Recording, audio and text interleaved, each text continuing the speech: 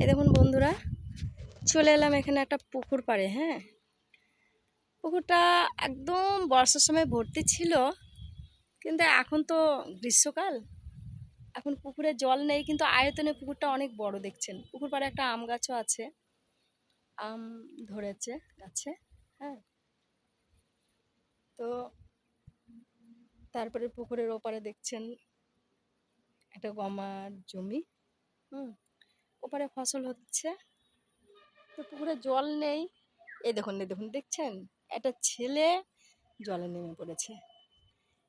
এই বাচ্চাটা পুকুরে স্নান করতে এসছে কিনা জানি না আমি। তো পুকুরে জল নেই, কিন্তু জল যখন থাকে বন্ধুরা, দেখছেন পুকুরটা আয়তনে কিন্তু অনেক বড়। জল যখন থাকে ভর্তি জল, কিন্তু এখানে মাছও ছাড়ে মনে হয়, সম্ভবত, আমি জানা নেই, আমি আইডিয়ায় বলছি। তো এই হচ্ছে, দেখুন বন্ধুরা, যখন জল হবে পুকুরে তখন আসবেন আপনারা।